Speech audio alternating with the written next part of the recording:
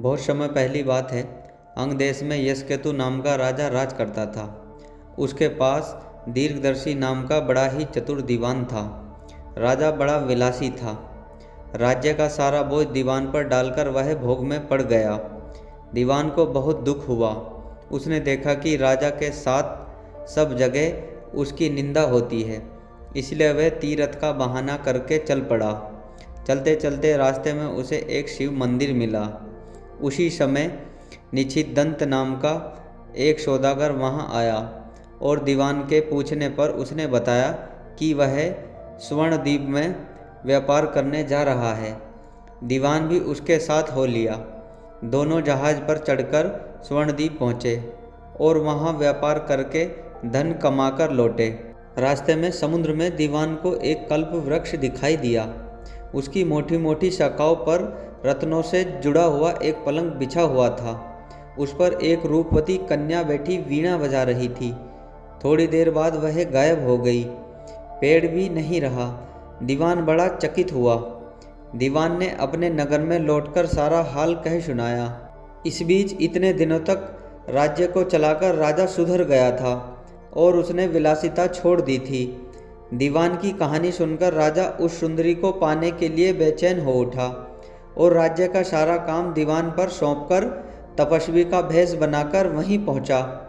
पहुंचने पर उसे वही कल्पवृक्ष और वीणा बजाती कन्या दिखाई दी। उसने राजा से पूछा, तुम कौन हो? राजा ने अपना परिचय दे दिया। कन्या बोली, मैं राजा मृंगासेन की कन्या हूँ। मृंगाकवती मेरा नाम है। मेरे पिता मुझे छोड़कर न जाने कहाँ चले गए। राजा ने उसके साथ विवाह कर लिया। कन्या ने यह शर्त रखी कि वह हर महीने के शुक्ल पक्ष और कृष्ण पक्ष की चतुर्दशी और अष्टमी को कहीं जाया करेगी और राजा उसे रोकेगा नहीं। राजा ने यह शर्त मान ली। इसके बाद कृष्ण पक्ष की चतुर्दशी आई और राजा से पूछकर मृंगाकवती वहाँ से चली।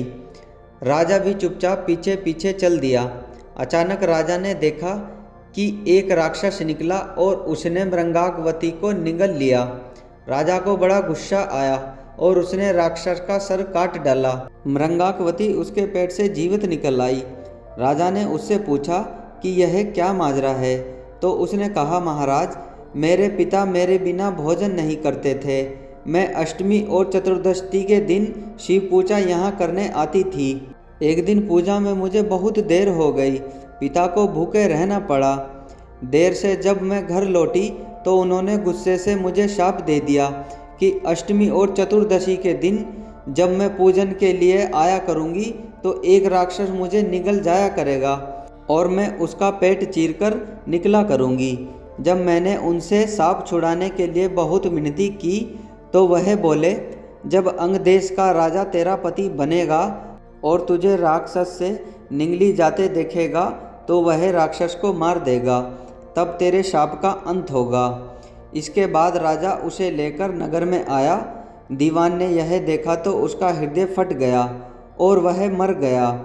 इतना कहकर बेताल ने पूछा, हे राजन, यह बताओ कि स्वामी की इतनी खुशी के समय दीवान का हृदय क्यों फट गया?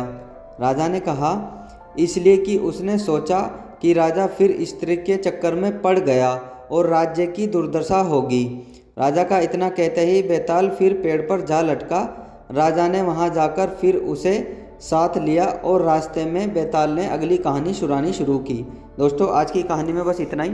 अगली कहानी मैं आपको नेक्स्ट वीडियो में सुनाऊंगा। ये कहानी आपको पसंद आई हो तो वीडियो को लाइक और चैनल को सब्सक्राइब करें। मिलते हैं नेक्स्ट वीडियो में। जय हिंद दोस्तों।